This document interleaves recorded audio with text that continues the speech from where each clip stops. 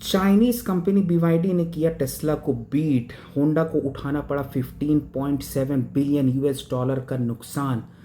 बने रहिए आप आज मेरे साथ इस वीडियो में। मैं आपके साथ शेयर करने वाला हूं ऑटोमोबाइल इंडस्ट्री की सबसे बड़ी खबरें। So hello everyone and welcome to Carnial once again. अगर आप ऑटोमोबाइल इंडस्ट्री के चाहते हैं तो ये वीडियो बिल्कुल आप ही के लिए होने वाली है। मैं आपके साथ शेयर करने जा रहा हूँ Indian automobile as well as global automobile की सबसे बड़ी खबरें। वीडियो में बने रहें। वीडियो को अपन स्टार्ट करते हैं। So let's start with video. सबसे पहली न्यूज़ है BYD versus Tesla. European market में जहां पे एक टाइम पे टेस्ला जैसी कंपनी का एक छत्र राज हुआ करता था, वहीं पे आज चाइनीज कंपनी BYD ने अपने पैर जमाते हुए टेस्ला को सेल्स के मामले पे बीट कर दिया है। जी हाँ दोस्तों, ये मैं नहीं बोल रहा हूं, ये उनके सेल्स के आंकड़े बोल रहे हैं। अगर अपन FY 2026 में BYD के टोटल सेल्स नंबर देखें इन यूरोपियन मार्केट तो वो है 17,954। वहीं पे अगर अपन टेस्ला के FY 2026 फरवरी में टोटल सेल्स नंबर देखें वो है 17,664। लास्ट ईयर के ग्रोथ ऑन कंपैरिजन अगर अपन फरवरी मंथ के करें तो वहाँ पे टेस्ला ने अपने ग्रोथ में जो टोटल जंप लिया है वो है 11.8%। वहीं पे अगर अपन BYD का देखें कंपेयरिंग टू लास्ट ईयर फरवरी 2025 से 2026 का, तो BYD ने दोस्तों 162.3% का जंप लिया है। ये मामूली बात नहीं है दोस्तों। अब इसके पीछे रीज़न क्या है कि टेस्ला जैसी जाइंट को BYD जैसी चाइनीज़ कंपनी आज यूरोपियन मार्केट में बीट कर रही है। इसका जो सबसे बड़ा रीज़न मेरे को समझ में आया, जो मेरा ओपिनियन है, वो ये है कि टेस्ला के पास एंट्री लेवल के लिए, मासेस को टारगेट करने के लिए कोई एंट्री लेवल मॉडल ही नहीं है। दोस्तों, सबके जेब में करोड़ों रुपए नहीं होते हैं। और अगर अपन दूसरी ओर BYD की बात करें तो BYD के पास आपको अच्छे और सस्ते दाम में EV कार्स अवेलेबल हो जाती हैं। और सीधी सी बात है कि यूरोपियन मार्केट में जो वहाँ के लोग हैं उन्होंने BYD को इसीलिए प्रेफरेंस दिया। इसमें एक चीज़ और भी है दोस्तों, हो सकता है कि आने वाले टाइम पे BYD जैसी कंपनियां इंडियन मार्केट में भी आपको धूम मचाती हुई दिख जाएं, if we are specially considering the current scenario. दूसरी जो सबसे बड़ी न्यूज़ है, होंडा को लगा आज तक के इतिहास में उन्हें सबसे बड़ा फाइनेंशियल झटका। अगर अपन होंडा के बारे में बात करें तो उनके अभी की जो रिसेंट रिपोर्ट्स आ रही हैं उनको 2025 FY 2025 से लेके और अभी तक में उनके इन्वेस्टमेंट का सबसे बड़ा झटका लगा हुआ है। होंडा कंपनी को टोटल 15.7 बिलियन US डॉलर का झटका लगा हुआ है। अगर अपन इंडियन करेंसी में बात करें तो उन्हें अराउंड 148.94 करोड़ का फाइनेंशियल लॉस हुआ है। ये लॉस कैसे हुआ है? ये लॉस वक्त के पहले होंडा कंपनी ने EV पे भारी इन्वेस्टमेंट्स किए थे और टाइम के साथ इन्वेस्टमेंट ना करने के कारण होंडा को दोस्तों ये लॉस सहना पड़ा है। 1957 से लेके आज 2026 के अंदर ये होंडा का होने वाला सबसे बड़ा लॉस है।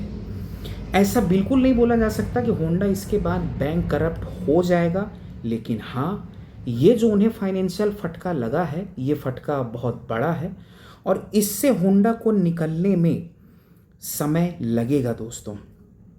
मेरा ओपिनियन ये है कि होंडा के पास कई सारे एक्साइटिंग 1.5 लीटर के हाइब्रिड इंजन्स हैं।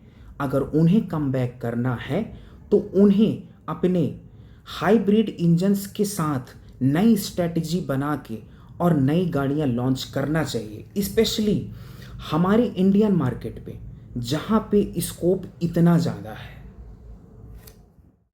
तीसरी जो न्यूज़ निकल के आ रही है दोस्तों वो ये है कि हुंडई ने ईवी सेक्टर में आज तक के इतिहास में सबसे बड़ा इन्वेस्टमेंट किया है। एग्जैक्ट नंबर्स क्या हैं वो हमारे पास तो नहीं है, लेकिन हाँ दोस्तों, अभी की करंट सिचुएशन को देखते हुए हुंडई ये समझ चुका है कि आगे आने वाले 5 साल या 7 सालों में ईवी का कितना बड़ा मार्केट निकल के आने वाला है।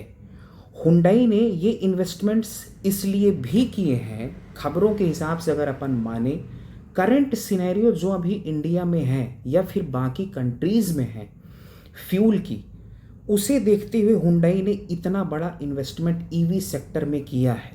अब ये जो इन्वेस्टमेंट है दोस्तों वो क्यों है? क्योंकि हुंडई ये चाहता है कि ओवरऑल जो फास्ट चार्जिंग में समय लगता है एक व्हीकल को चार्ज करने में, उसे और कम से कम मिनिमाइज किया जा सके।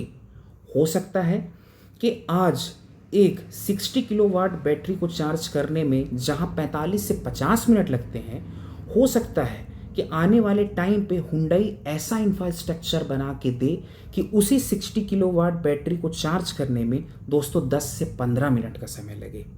सो एग्जैक्ट नंबर्स तो अपने पास नहीं है, लेकिन हाँ, हुंडई ने एक काफ़ी बड़ा इन्वेस्टमेंट किया है ईवी सेक्टर में। और हाँ दोस्तों, इंडियन मार्केट को ध्यान में रखते हुए भी। चौथी जो न्यूज़ निकल के आ रही है वो ये है दोस्तों कि इंडियन मार्केट में ईवी का सडन बूम।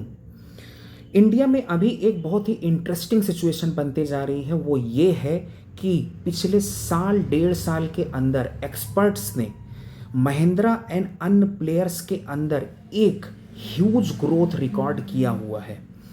करंट सिनेरियो को देखते हुए भी ये लगता है दोस्तों कि फ्यूचर में अगले आने वाले 4 से 5 सालों के अंदर इंडिया में ईवी का एडॉप्टेशन सबसे अच्छा होने वाला है।